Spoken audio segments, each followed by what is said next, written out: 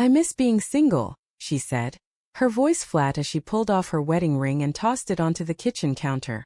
The small metallic clink it made might as well have been a gunshot. I just stood there frozen watching it spin until it stopped. That was how our marriage ended, at least that's what I thought in that moment. But endings are never that clean. There's always something hiding behind the words. And I didn't yet know that her, I miss being single was really code for, I'm already acting like I am. We'd been married 7 years. Not perfect years but solid. Or so I believed. We had routines, coffee in the mornings, shared grocery lists, date nights that were more about comfort than excitement. The kind of stability people claim they want. I thought we were safe. But safety, I learned, is just another illusion. That night started like any other argument. She came home late again. The kind of late that carries perfume that isn't yours. Laughter that doesn't belong to you. I asked where she'd been and she said out with friends. With that defensive tone that always means don't ask more. I pushed. She snapped. Then she said it. I miss being single. And the ring went flying. You don't mean that, I said quietly, more to myself than to her. Oh, I do, she shot back. I feel trapped, Daniel. You don't see me anymore. You see a wife. Not me. Her eyes were tired, not angry. That hurt even more. I wanted to ask if someone else saw her now, if someone else made her feel visible. But I couldn't bring myself to say it. I just nodded, as if understanding her would make the pain rational. She went to bed in the guest room, and I sat in the dark kitchen for hours staring at that ring. The next morning she acted like nothing had happened. She made coffee, hummed softly, checked her phone constantly. That phone became the pulse of my anxiety. Every vibration, every half-smile she gave to the screen sliced at me. I tried to brush it off. Told myself she was venting to her friends. Told myself people go through phases. But the unease grew roots. 3 days later I couldn't resist. While she was in the shower I picked up her phone. I'd never done that before. I wish I hadn't now, because once you open that door you can't unsee what's inside. Her messages were clean at first, group chats, memes, nothing unusual. Then there was one pinned conversation. Just a first name. Ethan. The messages weren't explicit. That made them worse. Emotional. Subtle. Familiar. I wish I could see you tonight. You make everything feel lighter. He's asleep downstairs. That last one hit like a hammer. I could feel my hands shaking, my throat closing. She was writing about me like I was a burden. An obstacle to her happiness. When she came out of the shower wrapped in a towel, she saw the phone in my hand and froze.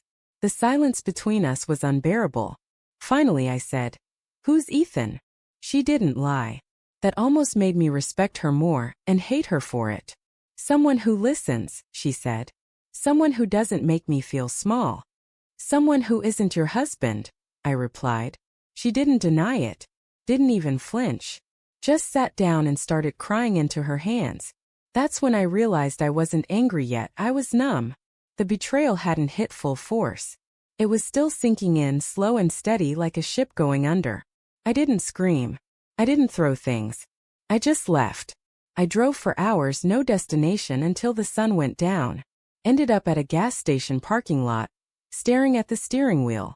I thought about how I proposed to her right here in this town, in front of the fountain where she said yes through tears. I thought about every promise we made that now felt like a lie. When I got home she was packing a bag. "I think I need space," she said. I almost laughed. Space.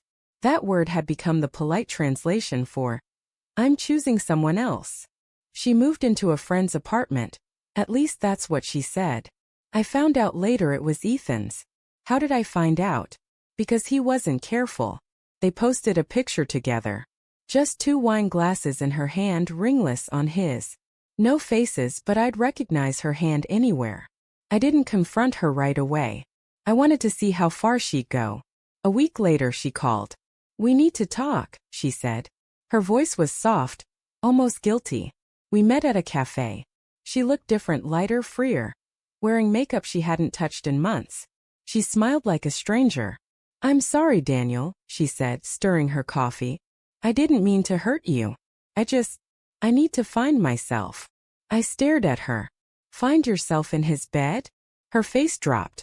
"That's not fair." Neither is cheating on someone who built his life around you. For the first time she looked ashamed, but not enough to fix it.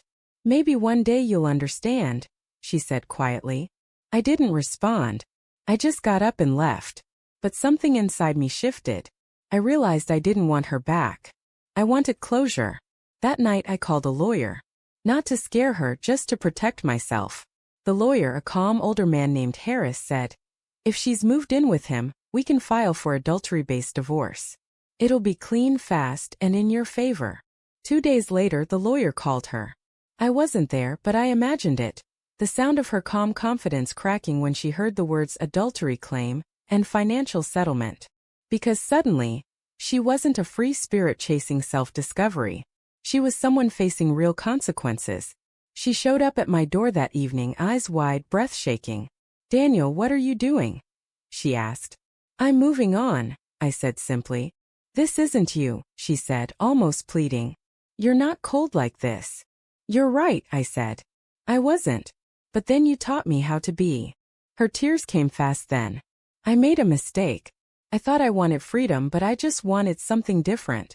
I never meant for it to go this far. I looked at her, really looked at her, and saw not my wife but a stranger wearing her face. I said, you threw your ring at me like it meant nothing. Now I'm just returning the gesture, with paperwork. She begged. She said she'd leave him, that she'd go to therapy, that she missed us. But her words felt hollow, like reading a love letter from someone else's past. You can't glue glass once it's shattered, you can only cut yourself trying. When the divorce papers were finalized, she sent me one last text. I hope someday you forgive me. I didn't reply. I didn't block her either.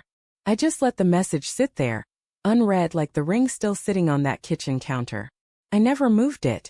It became part of the house, a quiet reminder of what promises are worth when love turns selfish. People tell me time heals. Maybe it does. But healing doesn't mean forgetting.